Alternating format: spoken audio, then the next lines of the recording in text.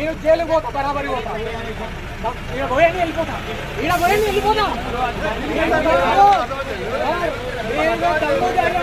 Arrest చేయండి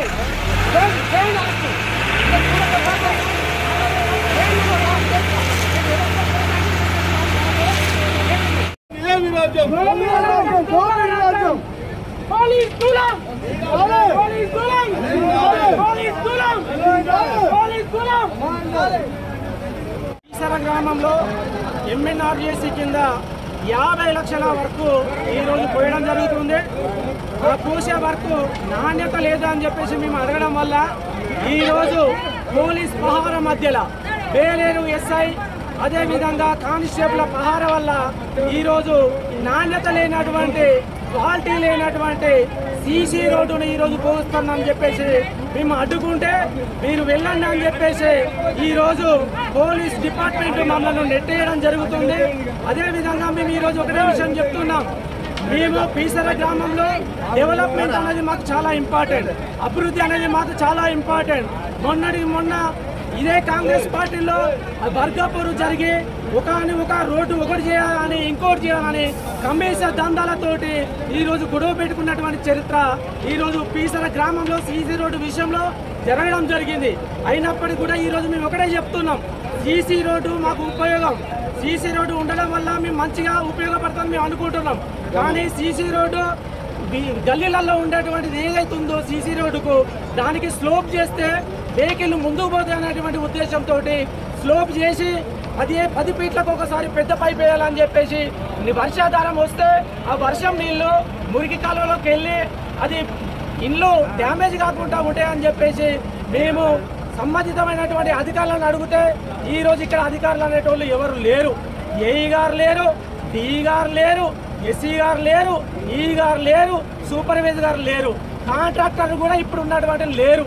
ఈ కేవలం పోలీసు నిర్బంధంలోనే ఈ సీసీ రోడ్డు జరుగుతుంది. మరి పోలీసు నిర్బంధంలో ఈ సీసీ రోడ్డు జరగడానికి గల కారణం ఏంటి?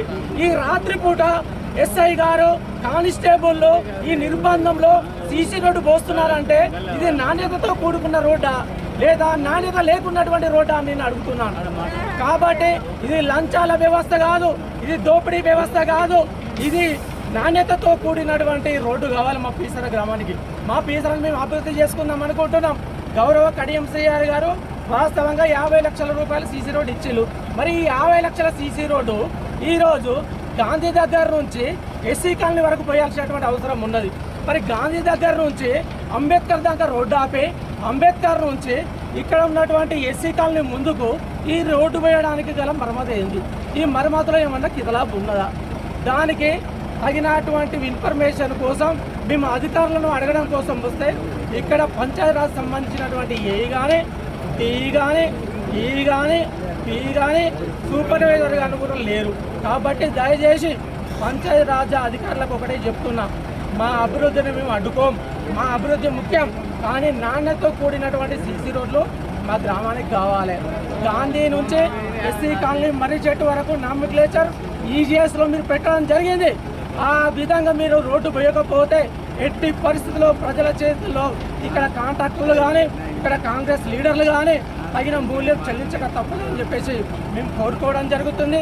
ఎక్కడైతే మీరు సీసీ రోడ్డు పోస్తున్నారో ఆ సీసీ రోడ్డు కింద తప్పనిసరిగా 10 ఫీట్ల పైపు వేయాల్సిందే, 10 ఫీట్ల పైపు మీరు వేయాల్సిందే. అదేవిధంగా గల్లులు ఏవైతున్నాయో ఆ గల్లులలో స్లోపింగ్ అంటే వచ్చేటువంటి వెహికల్ రాకపోకలకు ఇబ్బంది లేకుండా స్లోపింగ్ మీరు చేయాల్సినటువంటి బాధ్యత మీ కాంట్రాక్టుల పైన మీ అధికారుల పైన ఉన్నదని చెప్పేసి నేను కోరుకుంటూ ఇక్కడ మేము ఈ పని మేము చేయాలని చెప్పి మేము కోరుకుంటుంటే ఈ అభివృద్ధి మీరు అడ్డుకుంటారని చెప్పేసి పోలీసు వాళ్ళు మమ్మల్ని అరాచకంగా నెట్టేయడం జరుగుతుంది.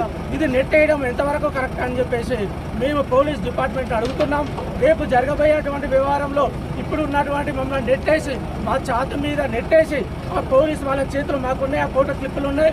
వాటితో పాటు రేపు పొద్దున సిపి దగ్గరికి పోయి కూడా మీకు కంప్లైంట్ ఇచ్చి మీకు తగిన మూల్యం చెల్లిస్తామని చెప్పేసి కూడా ఈసారి గ్రామ ప్రజల ముఖ్యాన్ని తెలియజేస్తున్నామని చెప్పేసి కోరుకుంటున్నాం.